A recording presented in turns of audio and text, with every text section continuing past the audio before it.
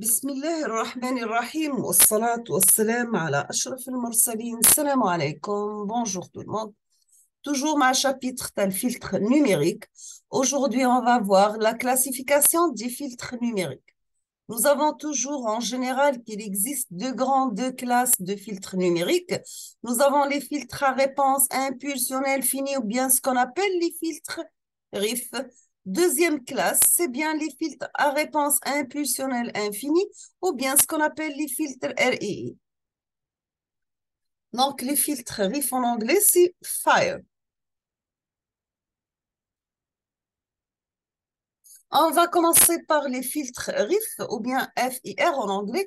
Vous avez que H de n égale à 0 pour n supérieur à grand M et H de n différent à 0. Donc, pour n allant de 0 jusqu'à m-1, sachant que grand M désigne la longueur du filtre. Vous avez qu'un filtre RIF est décrit par l'équation aux différences y de n qui est égale une somme pour k variant de 0 jusqu'à m-1 de bk par x de n-k. Ou de manière équivalente par la fonction du transfert du filtre. Dans ce cas, vous aurez h de z qui est égal à une somme k variant de 0 jusqu'à m-1 de bk par z-k. Donc, c'est la somme pour k variant de 0 jusqu'à m-1 de h de n par z à la puissance moins k. Vous avez toujours que la réponse impulsionnelle du filtre RIF est identique au coefficient BK. Donc, vous aurez dans ce cas H de n égale à BK pour n compris entre 0 et m-1 et 0 ailleurs.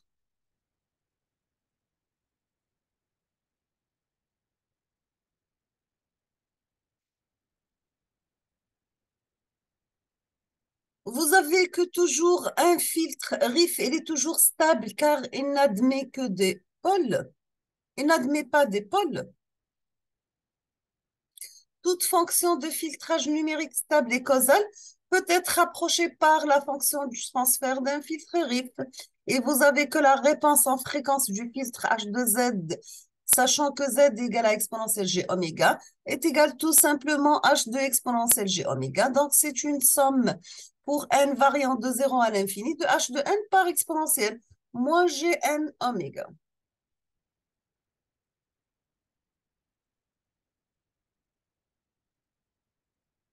On passe maintenant à la structure des filtres RIF et on va commencer par la structure de forme directe. Vous avez que la réalisation de la forme directe des filtres RIF découle immédiatement de l'équation de différence non récursive donnée par le produit de convolution y de n qui est égal à une somme de k variant de 0 jusqu'à m-1 de h de k par x de n-k. Ou encore, vous aurez h de z qui est égal à une somme pour k varie de 0 jusqu'à m-1 de hk par z-k. Voici la réalisation donc pour y de n qui est égal à la somme pour k variant de 0 à m-1 h de k xn-k. Voici la réalisation de la forme directe du filtre RIF. Donc, vous aurez l'entrée x de n en utilisant des retards pour avoir x de n-1, x de n-2 jusqu'à x de n. Et vous avez h de 0, h1, h2, h3, hn. Et vous faites la somme pour avoir la sortie y de n. Maintenant, on passe aux deuxième structure qui est la structure de forme cascade. On va commencer par une réalisation de la forme cascade des filtres. Donc, vous aurez la forme, elle est suivante. Donc, vous avez xn est égal à x1 de n, yn égale à euh, yn égale à x1 par h1, y2 c'est x2 par h2, etc. Donc, vous avez que les hk de z sont des fonctions de transfert du filtre RIF et h de z dans ce cas de la fonction de transfert global est égal au produit de h de k de z, k variant de 1 jusqu'à grand k.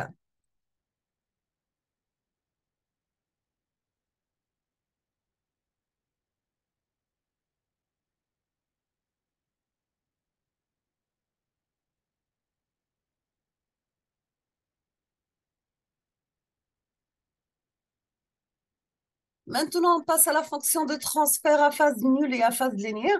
Vous avez que l'opération de filtrage de phase nulle consiste à traiter des données d'entrée de longueur finie à travers un filtre causal à coefficient réel H de Z Dans la sortie est ensuite inversée dans le temps et traitée par le même filtre.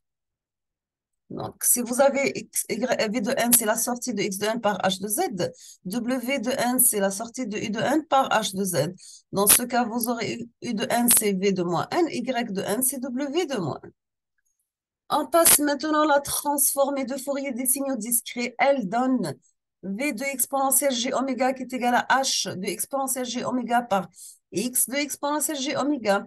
Et vous avez u de exponentielle g oméga est égal à v conjugué de exponentielle g oméga. Parce que vous avez u de n, c'est v de moins n. Donc, pour w de exponentielle g oméga qui est égal à h de exponentielle g oméga par u de exponentielle g oméga. Et vous avez y de n égale w de moins n. Donc, dans ce cas, y de exponentielle g oméga est égal à w conjugué de exponentielle g oméga. Maintenant, si on va combiner les relations ci-dessus, nous obtenons y de exponentielle g oméga est égal à w conjugué de exponentielle g oméga, qui est égal à h conjugué de exponentielle g oméga par u conjugué de exponentielle g oméga.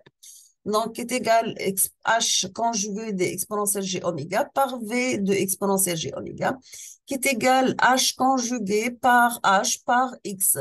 Donc, on obtient le module de h exponentielle g oméga élevé au carré par x de exponentielle g oméga.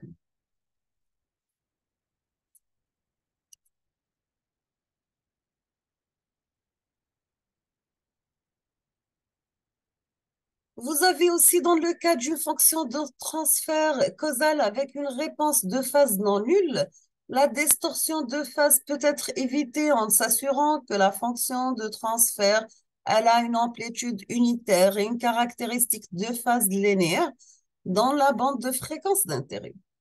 Le type le plus général d'un tel filtre qui a une réponse en phase linéaire pour W égale à 0 jusqu'à W égale à 2pi, il a une réponse en fréquence donnée par h de exponentielle g oméga qui est égal à exponentielle de moins g oméga par g. Bien sûr, ce type de filtre a réponse d'amplitude unitaire et une phase linéaire avec un retard de groupe taux de oméga de quantité g à toutes les fréquences, c'est-à-dire vous avez le module de h exponentielle g oméga égale à 1. Taux de oméga est égal à moins la dérivée de θ de oméga sur d oméga est égal à moins la dérivée de moins oméga g sur d oméga est égal à g.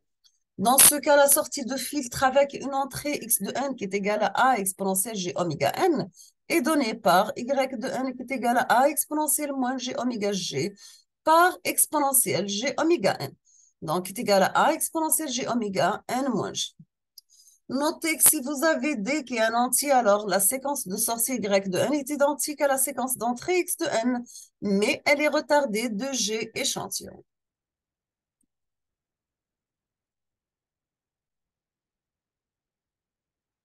Maintenant, pour les filtres toujours RIF à phase linéaire, vous avez que le filtre RIF est dit à phase linéaire, c'est sa réponse impulsionnelle. Vérifiez la condition de symétrie, c'est-à-dire si vous avez h de n qui est égal à h de grand M moins 1 moins n, sachant que n varie de 0 jusqu'à n moins 1, ou la condition d'asymétrie. Donc, vous avez h de n qui est égal à moins h de n moins h de m moins 1 moins n. M toujours varie de 0 jusqu'à m moins 1. Bien sûr, cette condition peut être exploitée dans l'expression de la fonction de transfert comme h de z qui est égal à une somme de hk par z moins k, k varie de 0 jusqu'à m-1. Donc, on obtient dans ce cas, c'est h de 0 plus h de 1 par z moins 1 plus h de m-2 par z à la puissance moins m-2 jusqu'à l'arrivée de h de m-1 par z moins, entre parenthèses, m-1. Dans ce cas, vous aurez h de z la forme de h de m-1 divisé par 2, plus une somme pour n variant de 0 jusqu'à m-3 divisé par 2, h de n par z à la puissance moins de n, plus ou moins z à la puissance moins, entre parenthèses, vous avez m-1 moins n, le tout divisé par 2.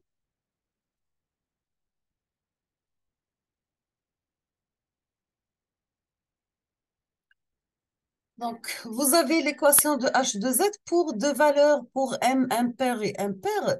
Donc, h de z prend la valeur de z à la puissance moins m moins 1 sur 2 vous avez une accolade de h de m-1 plus 2 plus une somme de n variant de 0 jusqu'à m-3 divisé par 2 de h de n par z à la puissance m-1 moins de 1 divisé par 2 plus ou moins z à la puissance m-1 moins de 1 sur 2, bien sûr, pour m impair. Et vous avez une autre formule pour m pair, donc qui est égal à z à la puissance moins m moins 1 sur 2 par une somme variant de 0 jusqu'à m sur 2 moins 1 de h de n par z à la puissance z moins 1 moins 2n sur 2 plus ou moins z à la puissance moins m moins 2n sur 2. Quels sont les 4 types de filtres RIF à phase linéaire? Donc, vous avez, selon la parité, est-ce qu'il est pair ou impair, et de l'ordre de filtre et la nature de la réponse impulsionnelle, c'est-à-dire est-ce qu'il est symétrique ou bien asymétrique. Il existe 4 types de filtres FIR à phase linéaire. Vous avez pour chaque catégorie de filtre RIF, la réponse fréquentielle h de exponentielle g oméga sera exprimée sous la forme de h exponentielle g oméga qui est égal à h de z. On va remplacer z par exponentielle g oméga, donc est égal à h de r oméga. Exponentielle fait la phase de h de oméga. Sachant que h indice petit r de oméga, c'est une fonction réelle, c'est-à-dire la réponse en amplitude, et la phase h de oméga, c'est la phase de la réponse en fréquence de h exponentielle g oméga. Maintenant, pour simplifier la notation, nous utilisons h de oméga plutôt que h de exponentielle g oméga. Bien sûr, pour désigner la réponse en fréquence.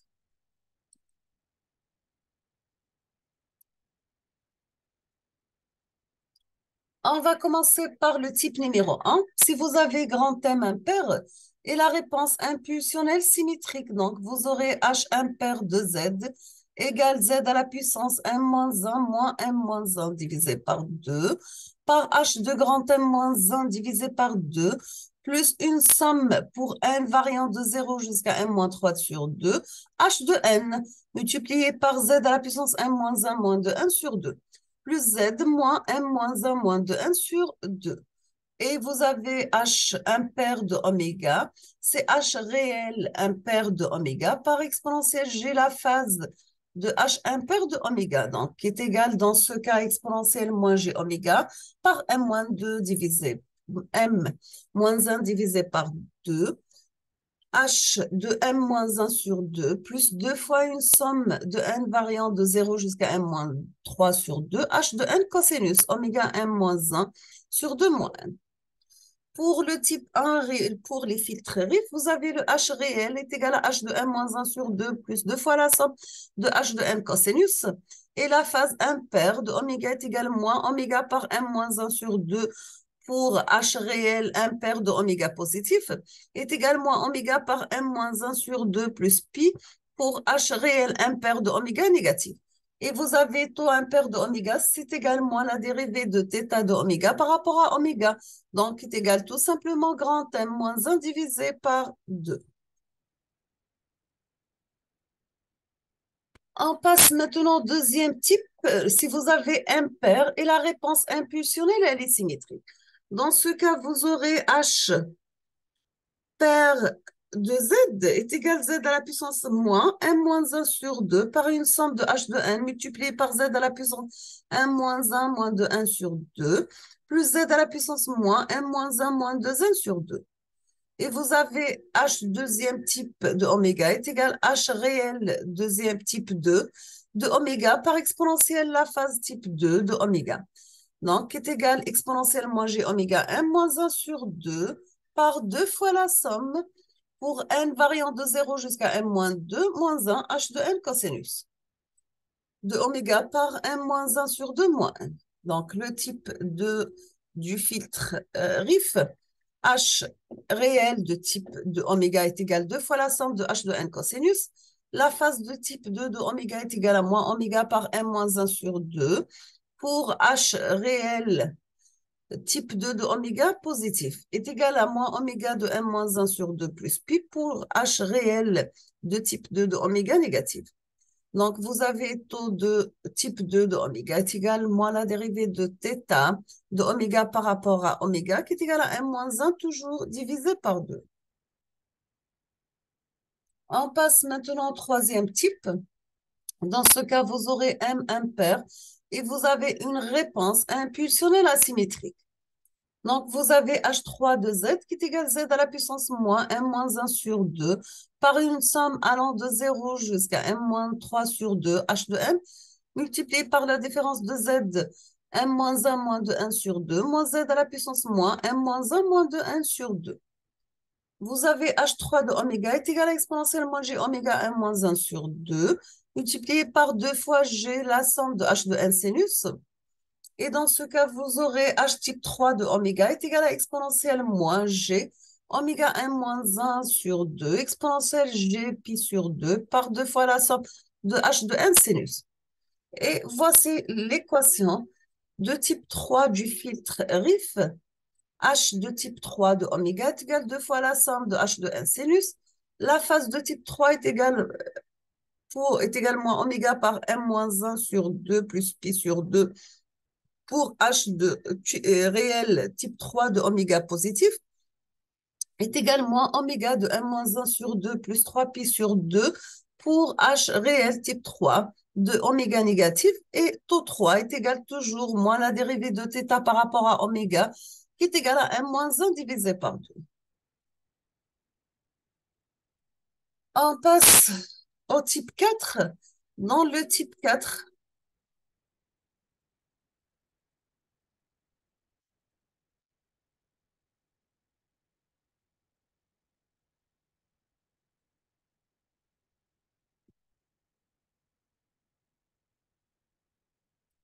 le type 4, vous avez impair, une réponse impulsionnelle asymétrique et vous avez l'équation pour H4 de Z qui est égale Z à la puissance moins M moins 1 sur 2 par une somme n variant de 0 jusqu'à M sur 2 moins 1 de H de N par la différence de Z à la puissance M moins 1 moins 2 1 sur 2 moins Z à la puissance M moins 1 moins 2 1 sur 2 pour H4 de oméga est égal à exponentielle moins G oméga 1 moins 1 sur 2 exponentielle G pi sur 2, 2 fois la somme de H de N par sinus. Donc, type 4 du filtre RIF, vous avez H réel 4 de oméga est égal 2 fois H de N sinus. La phase est également oméga N moins 1 sur 2 plus pi sur 2 pour H réel type 4 de oméga positif est également oméga N moins 1 sur 2 plus 3 pi sur 2 pour H réel de 4 oméga négatif.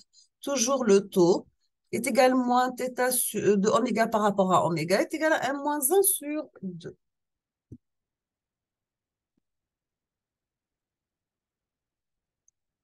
On va voir un exercice. On vous demande de déterminer les coefficients H de N d'un filtre RIF à phase linéaire de longueur grand M égale à 15 qui a une réponse impulsionnelle symétrique et une réponse en fréquence qui satisfait la relation. Donc, vous avez HR de 2 pi k sur 15 égale 1 pour k impair, donc 0, 1, 2, 3, et 0 pour k pair, donc 4, non, c'est pas pour k égale à 0. Donc, est égal à 1 pour k égale, prend les valeurs 0, 1, 2, 3, égale à 0 pour k égale 4, 5, 6 et 7. Vous avez que le filtre RIF est à phase linéaire de longueur impair grand M égale à 16 et d'une réponse impulsionnelle symétrique. Donc, vous avez que votre filtre RIF, il est donc de type 1. Donc, dans ce cas, on va utiliser HR de type 1 de oméga qui est égal à H de M-1 sur 2 plus 2 fois la somme N variant de 0 jusqu'à M-3 divisé par 2. H de N cosinus oméga de M-1 sur 2 moins N. On va remplacer, donc on obtient H réel de type 1 de oméga est égal à H7 parce que vous avez M-1 sur 2 plus 2 fois la somme M-3 sur 2, ça donne 6. 2 fois la somme allant variant de 0 jusqu'à 6 de H de N cosinus oméga par 7 moins N.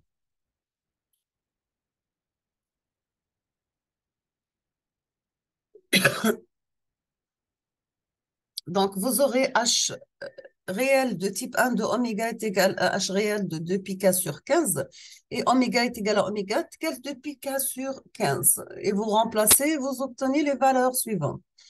Donc, vous aurez H réel 1 de type 1 de oméga est égal à H réel de 2 pi k sur 15. Donc, est égal à H14 plus 2 fois la somme de Hn cosinus donc est égal à 1 pour k variant de 0, 1, 2, 3, est égal à h14 plus 2 fois la somme de hn cosinus, est égal à 0 pour k prend les valeurs 4, 5, 6 et 7.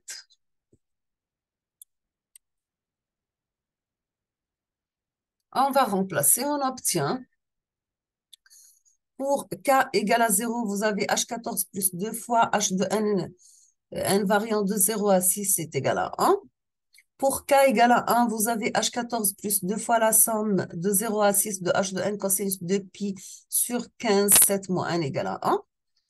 Troisième, pour k égale à 2, vous avez h14 plus 2 fois la somme de h de n cosinus qui est égal à 1. Pour k égale à 3, vous avez h de 14 plus 2 fois la somme de h de n cosinus qui est égal à 1. Pour k égale à 4, vous avez h14 plus 2 fois la somme de hn cosinus 8 pi sur 15, 7 moins 1 égale à 0. Pour k égale à 5, vous avez h14 plus 2 fois la somme de h de n cosinus 10 pi sur 15 de 7 moins 1 égale à 0. Et vous avez h14 plus 2 fois la somme de h de n cosinus 2 pi sur 15, 7 moins 1. Donc, toujours pour k égale à 0. Donc, elle prend la valeur 0. Et on termine avec la dernière valeur pour k égale à 7.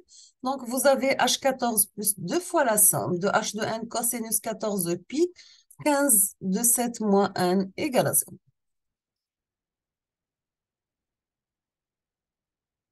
En résumé, vous avez que la résolution de cet ensemble d'équations dans les coefficients h de n pour n variant de 0 jusqu'à 6 et n égale à 14. Et pour le reste des coefficients, on utilise la relation de symétrie. Dans ce cas, vous aurez h de n est égal à h de grand M moins 1 moins n, qui est égal à h de 14 moins n. Dans ce cas, vous obtenez les valeurs suivantes pour h de n. Donc, est égal à 0,3186, 89, pardon, 0,0341, le moins 0,1079, moins 0,0365, 0,0667, 0,0412, moins 0,0498, 0,4667, 0,4667, le moins 0,0498,